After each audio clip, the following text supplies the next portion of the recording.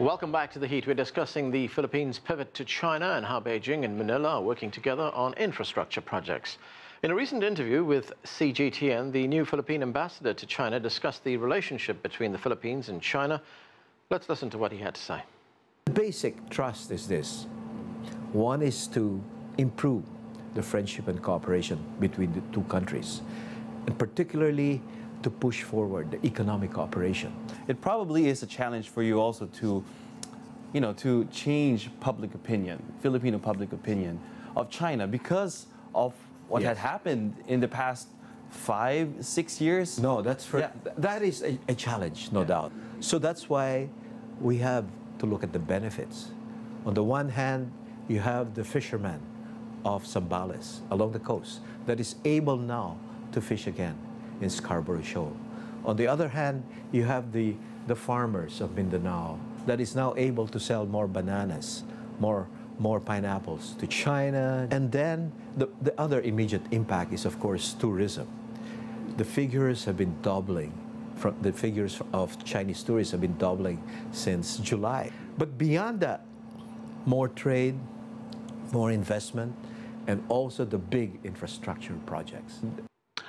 That's the Philippine ambassador to China speaking there. Reuben, so we are seeing some very practical benefits for the Philippines in this growing relationship with China. The ambassador talking there about access that Philippine fishermen have to waters off Zambales. And we've also heard that since November, Filipino fishermen have been allowed to fish again in the Chongyang Island. So how significant are all these little changes? Well, with the reduction of the tension, the easing of the tension, so many opportunities for cooperation and the trade, commerce have opened up, and this actually was supposed to be what should be the normal situation. Now, when the tensions are up, so doors closed, and it's a pity that, for example, agricultural products which China actually has been buying for many years from the Philippines, all of a sudden the doors closed because of the tension in the South China Sea. So it's a very good development that President Duterte tried to make again an effort to reopen this dialogue and forget, as in his words, to set aside the ruling of the Permanent Court of Arbitration, because that's really is not going to help in practical terms. It's not going to alleviate poverty. It's not going to help the Filipino people in the end. So it's a step in the right direction. Chen Xiaochen, the big Chinese-led, Chinese-developed development project, not just in that region, but around the world, is the One Belt, One Road economic initiative. How does this investment in Philippines, the relationship with the Philippines, contribute to that broad project? Yeah, I think we have a lot of potentials to launch economic cooperations, even as long as joint development, even with regard to South China Sea. Because I mean, the very key issues is the approach or the way to solve the problem, which is not the unilateral arbitration or something like this, but the bilateral negotiation and consultations. So I think with the negotiation we can solve a lot of problems, of course, including the joint development. So I think the Belt and Road initiatives, or also known as One Belt One Road, is to facilitate such joint development in terms of economic to strengthen the economic ties. So I mean, for Philippines, a population over 100 million already. I think also an island country. For island country, it needs to connect. So that's why I think infrastructure, especially the railway projects linking the country's north to the south, is very key for the country's infrastructure system. And also, for example, to alleviate the poverty, as other panelists have said, to provide the water supply for the Metro Manila region is also very key especially for the poor urban people to get access to clean water. Of course, it's part of the Belt and Road initiatives is part of the infrastructure connectivity. So I think all of this, can be achieved, through, talks, through dialogues. I think it's the right way. Right, and Ronce, here in the United States, though, we have a lot of anti-trade deal rhetoric coming out of the new Trump administration. There's not much of an appetite for these kind of regional economic agreements that we see around the world. We've seen it with them now questioning NAFTA, pulling out of the Trans-Pacific Partnership. What kind of an impact is that going to have for regional economic agreements involving China? Well, it's very interesting that Mr. Trump has lived up to his campaign promise to pull out the TPP in his initial days of office, and as you expressed on questioning NAFTA. So whether the United States predominantly in the past has led the movement for free trade and regional trade regimes, perhaps with Mr. Trump's moves, President Trump's moves to table the TPP and other initiatives, it might give space for China to actually take the lead in this initiative. Without the TPP, of course, China has the RCEP, which is an alternative to the TPP.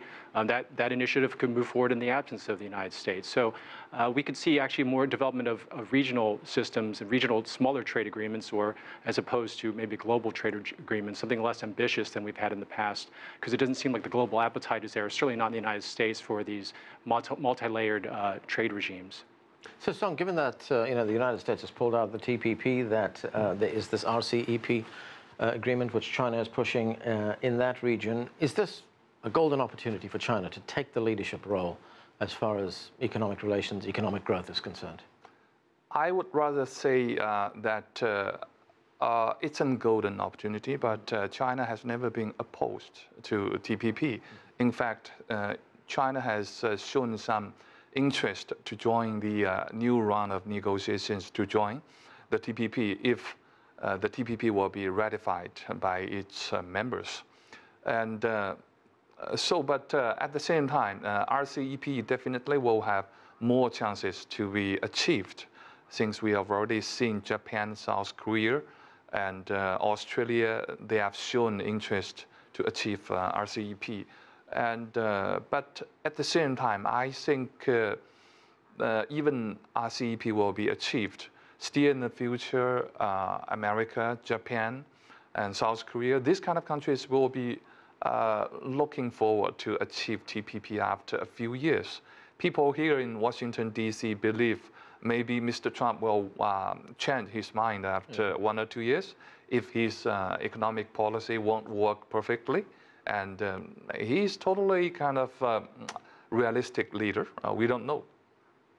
Chen Xiaochen, there's also, of course, a big political component to this. During the confirmation hearings for the new United States Secretary of State, Rex Tillerson, he took a very hard line against China, saying that Beijing should be denied access to the South China Sea islands.